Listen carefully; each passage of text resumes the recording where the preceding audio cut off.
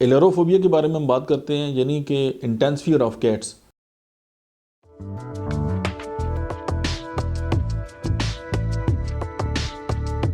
اب بلیاں جو ہیں وہ دیکھنے میں بڑا اچھا لگتا ہے، بلیوں کے ساتھ کھیلنے میں بڑا اچھا لگتا ہے، اور اگر بلیوں کو دیکھنے اور ان کے بارے میں سوچنے سے گھبراہٹ اور بے چینی کا اگر کوئی انسان جو ہے بے چینی کا شکار ہو جاتا ہے تو ایلیروفوبیا جو ہے اس کو ہے۔ اور ماضی میں اگر کسی بلی نے اس کو کاٹا ہے یا اس کو کوئی پونچا سا مارا ہے یا کھرچتی ہے اس کو، یا کوئی اسکریچ آ گیا اس کی باڈی پہ، اس کی جو ناخن ہے اس کے ساتھ، تو اس کے ذہن کے اندر اگر یہ بات اس کے انکانشیس مائنڈ کے اندر اگر بیٹھ گئی ہے تو اگر اس کا سامنا بلیوں سے نہ بھی ہو تو اگر وہ بلیوں کے بارے میں ہر وقت سوچتا رہتا ہے اور ہر وقت اس کے اوپر جو ہے وہ بلیوں کا ایک خوف سے جو ہے وہ طاری رہتا ہے، تو پھر ہم یہ کہیں گے کہ یہ جو شخص ہے